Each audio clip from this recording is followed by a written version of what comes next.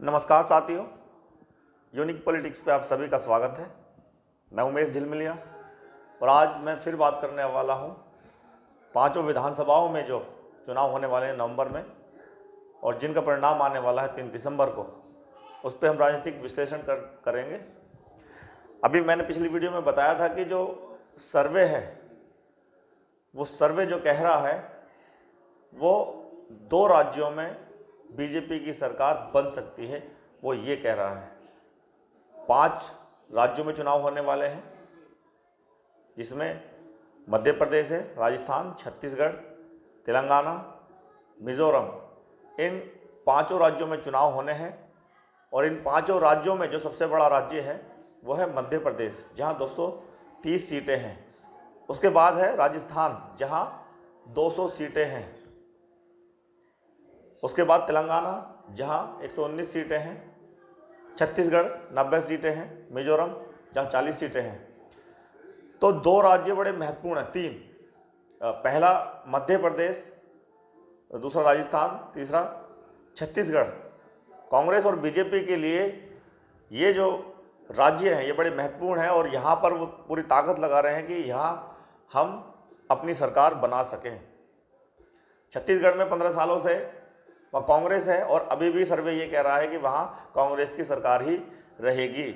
मध्य प्रदेश में जहाँ ये कह रहे हैं कि 50-50 का चांस बन रहा है और बीजेपी भी सरकार वहाँ बना सकती है।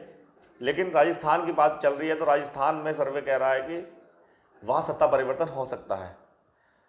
अब जब जनता बीजेपी को ज़्यादा पसंद नहीं कर रही राजस्थान में और मध्य प्रदेश में, तो सर्वे क्यों कह रहा है कि सरकार वहाँ बन सकती है बीजेपी की।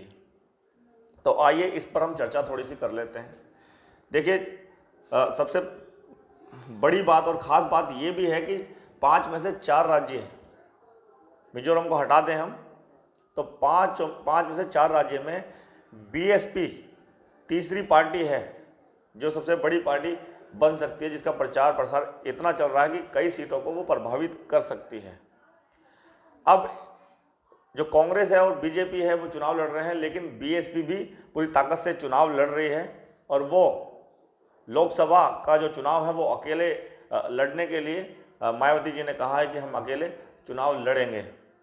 और जिस तरह से उनका प्रचार प्रसार हो रहा है इन 4 राज्यों में, वहाँ ऐसा लग रहा है कि कई सीटें हैं जो वो प्रभावित करेंगे और पहले जो विधायक आते थे उससे ज़्यादा विधायक इस बार वो बना सकती हैं बहन जी, और भी सीटों को प्रभावित करेंगे, जिससे ये देखना होगा कि फ़ायदा और नुकसान किसको होने वाला है। देखिए, अगर राजस्थान की हम बात कर रहे हैं, राजस्थान में बड़े बड़े ऑफर भी गहलोत सरकार ने दे रखे हैं, कांग्रेस ने।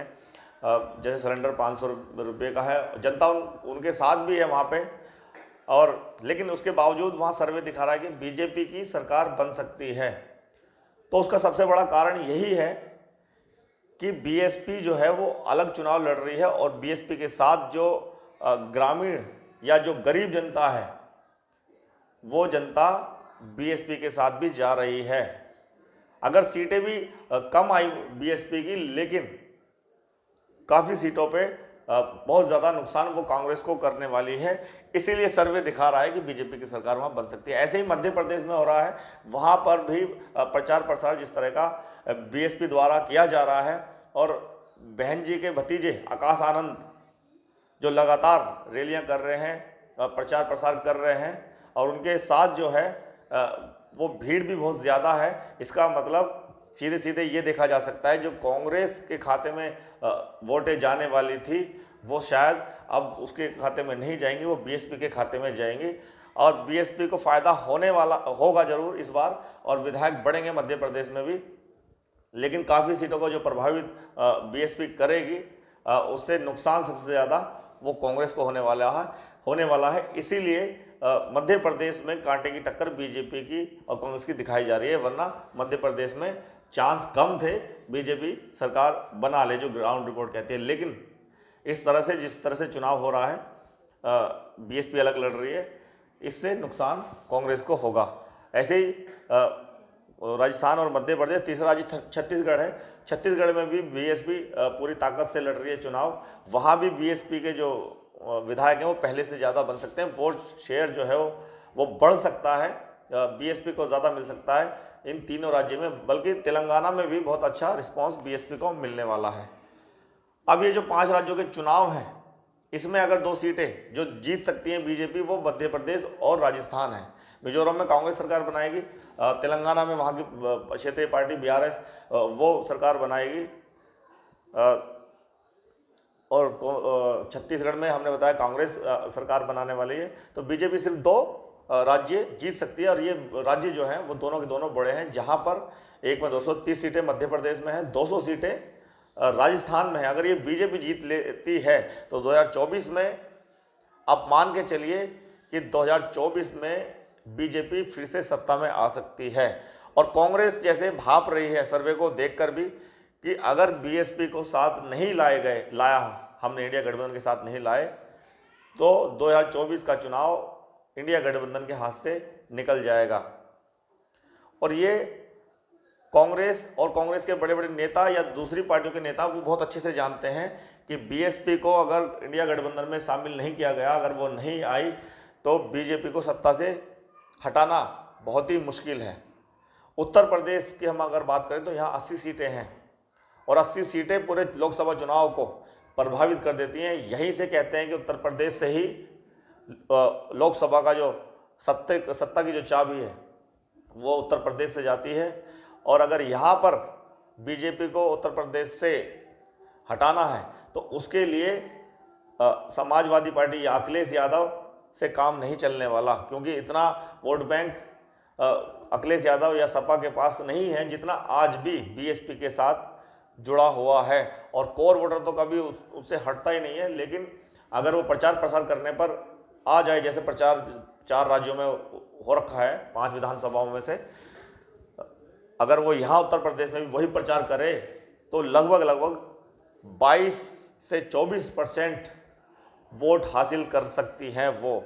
और आप देखिए, अगर 2024 में बीएसपी अकेले चुनाव लड़ती हैं और कांग्रेस इंडिया गठबंधन के साथ चुनाव लड़ती हैं, 30 से 35% अगर इंडिया गठबंधन वोट लेता भी है और बीएसपी इतना प्रचार करेगी इस तरह का उत्तर प्रदेश के अंदर, और वो अगर 22% या 23% वोट ले लेती है, तो सोचिए कि कांग्रेस की सरकार या इंडिया गठबंधन की सरकार नहीं बन सकती, फिर बीजेपी की सरकार बनेगी।